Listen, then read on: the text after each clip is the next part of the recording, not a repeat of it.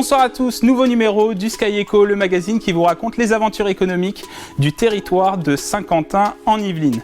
Et me voilà devant un stock de déchets plastiques, des déchets plastiques parce que nous allons plonger dans le monde de l'économie circulaire, la spécialité de la start-up plaisiroise Recnorec, créée en 2018. Elle utilise ces déchets plastiques pour fabriquer un matériau innovant qui permet ensuite de concevoir du mobilier ou des infrastructures. Elle est actuellement en phase d'industrialisation à travers une levée de fonds. C'est au programme de ce 39e numéro du Sky Eco. Le Spring Camp se tient du 31 mai au 10 juin 2022, 10 jours pour découvrir les métiers du numérique, une initiative sur le modèle du Summer Camp qui s'est tenu en 2020. La start-up plaisiroise Recnorec poursuit son développement, spécialisée dans la réutilisation des déchets plastiques. Elle va s'agrandir pour entrer dans une phase d'industrialisation. C'est une PME créée en 1921, basée à Montigny-le-Bretonneux. L'entreprise Kohler s'est transmise sur 4 générations dans la famille. Et on commence cette émission avec le Spring Camp qui se déroulera du 31 mai au 10 juin, 10 jours d'initiation au métier du numérique. Le Spring Camp, c'est la version printanière du Summer Camp qui s'était déroulé en 2020. Rappelez-vous.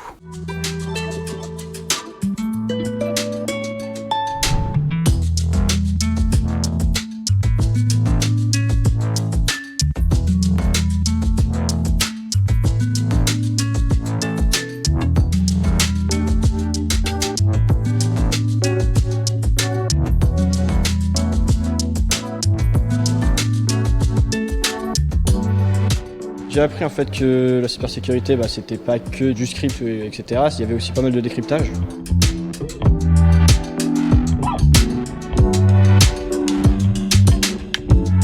Cette initiative participe de cette prise en main du numérique et des métiers, encore une fois des opportunités économiques et des opportunités d'emploi qui sont derrière.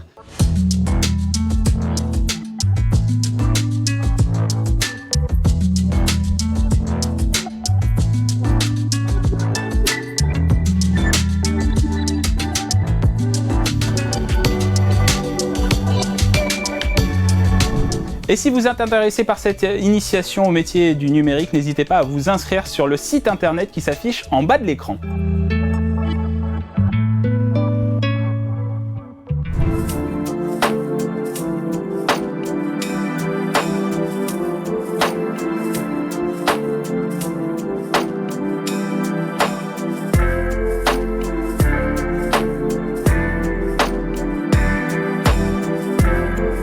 Et nous sommes dans l'atelier de Recnorec. C'est ici qu'est fabriqué ce matériau innovant à partir des déchets plastiques que vous voyez juste derrière moi.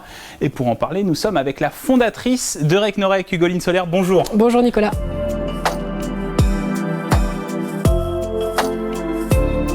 Alors, est-ce que vous pouvez nous dire comment on arrive à fabriquer ça à partir de ça finalement ?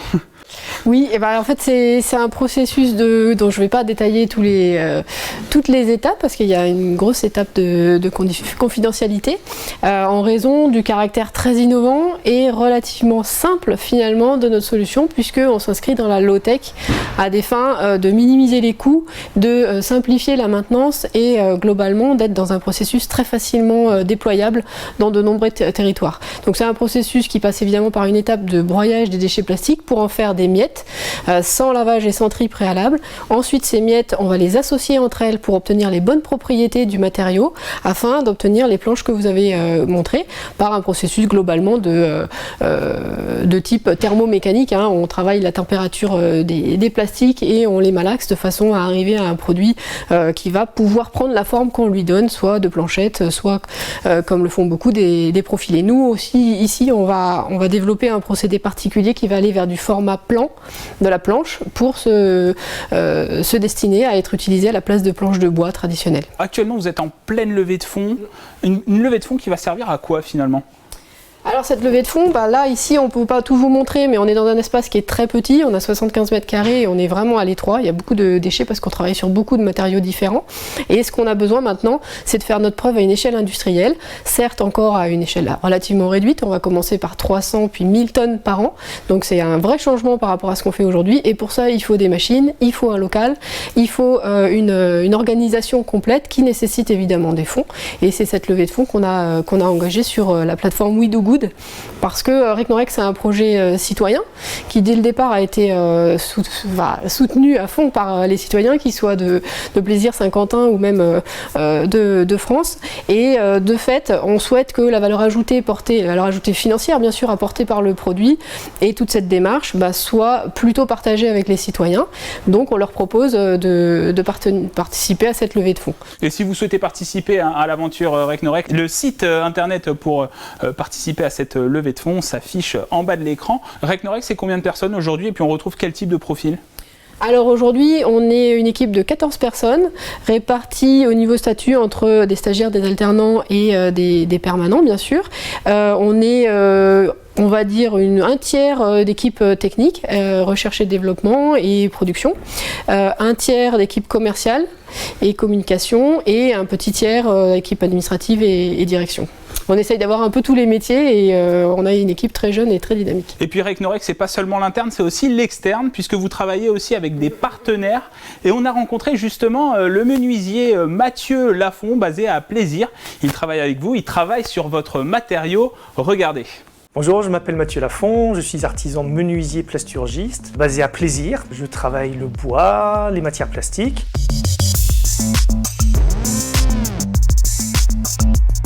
Je travaille en relation avec Recnorex qui m'a apporté des matières plastiques justement à retravailler, donc c'est beaucoup de découpes. Nous avons un projet, ce sont des bancs pour des collectivités. Là, je fais des découpes pour des petits nichoirs.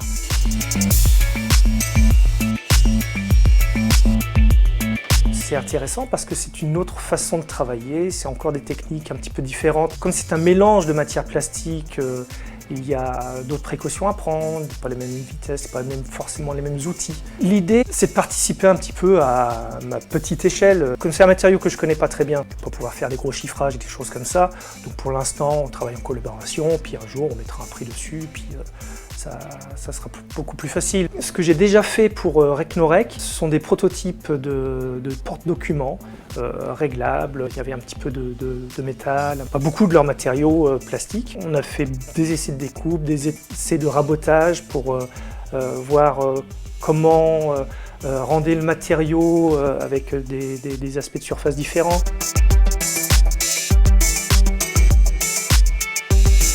Pour les bancs, moi je vais être sur la partie travail de la matière de Recnorex. Donc je vais leur faire leur découpe pour en faire des lames, elles-mêmes à assembler et à fixer sur des structures en acier.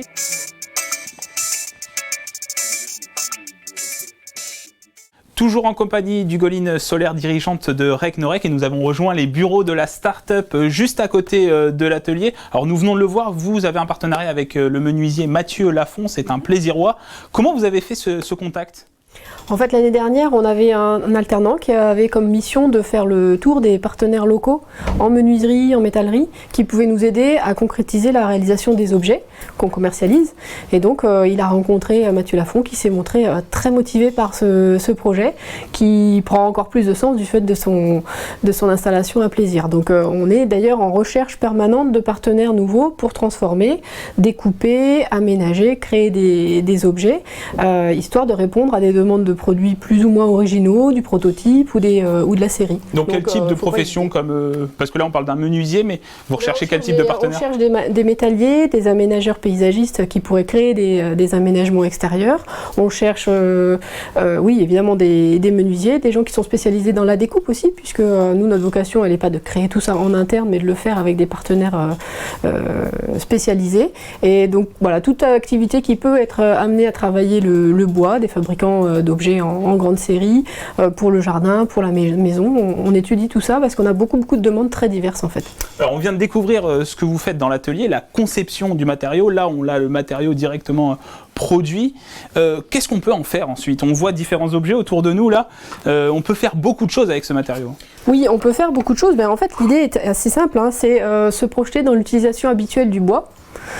Donc le bois pas uniquement sous forme de lame comme pour des terrasses, mais de la planche de bois qui va être transformée dans toutes sortes d'aménagements, que ce soit, donc je le disais tout à l'heure, du mobilier, que ce soit des créations plus complètes. Là on a un catalogue qu'on a édité qui donne des inspirations sur ce qu'on peut être amené à faire. Alors ça va d'équipements qui vont aller dans les milieux naturels pour aménager ces espaces-là, ça va à du mobilier comme on a ici.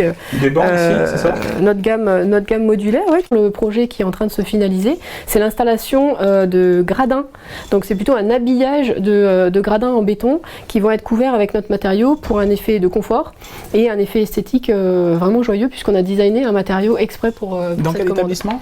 C'est au collège Apollinaire à Plaisir. Et donc là, on voit aussi des bancs. Finalement, on peut tout faire avec votre matériau parce qu'on peut le travailler, comme vous l'avez dit, comme du bois, en fait. Exactement, le travail a le même outillage. Évidemment, il faut tenir compte de sa dureté et donc adapter les équipements de découpe. Mais c'est le même outillage, c'est le même type de contrainte. On ne va pas aller vers de la charpente et de la structure. Pour le moment, c'est pas du tout la destination de notre matériau, mais vraiment tout ce qui va être habillage, création de mobilier et autres. Qu'est-ce que vous avez à côté de vous là, par exemple? Alors là, vous avez un design de composteur rotatif. On a un système d'ouverture qui permet de très facilement l'alimenter, mais qui permet aussi très facilement de le vider. Donc je vais passer de l'autre côté parce que normalement on imagine une brouette qui vient récupérer le compost et donc on n'a plus besoin de se baisser, plus besoin de se faire mal au dos pour récupérer ce produit qui se retrouve très facilement mélangé. On l'a dit tout à l'heure, on en parlait de cette levée de fonds qui va être stratégique pour vous parce que ça va vous permettre d'industrialiser votre matériel, ça va pouvoir multiplier la production de votre matériel. D'ailleurs, le site internet s'affiche en bas de l'écran si vous êtes intéressé pour participer à l'aventure Recnorec.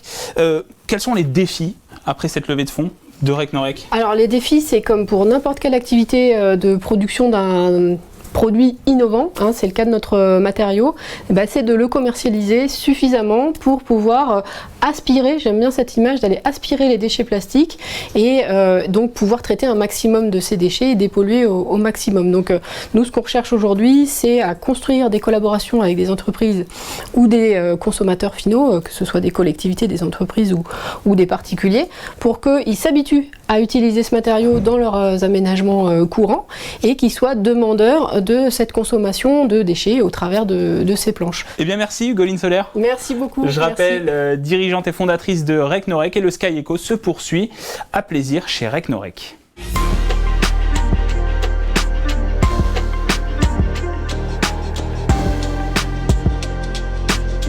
Découverte maintenant d'une entreprise familiale, l'entreprise Kohler a été créée en 1921. Elle est spécialisée dans le prototypage, notamment dans le domaine de l'industrie. Aujourd'hui, elle est basée à Montigny-le-Bretonneux et elle tend à se diversifier. Rencontre avec Romain Kohler, c'est l'arrière-petit-fils du fondateur de cette entreprise.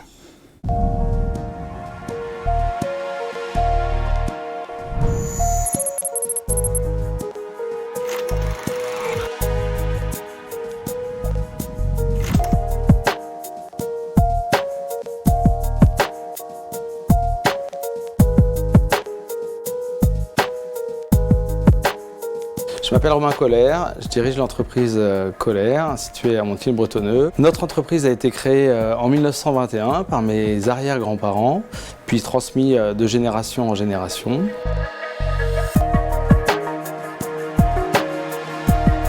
Chez Kohler, nous sommes environ une vingtaine de personnes. Au fil de toutes ces années, les métiers ont évolué. À ce jour, nous fabriquons avec la filière numérique, plutôt physique, les produits de nos clients. Dans l'automobile, dans l'aéronautique, le nautisme et le ferroviaire.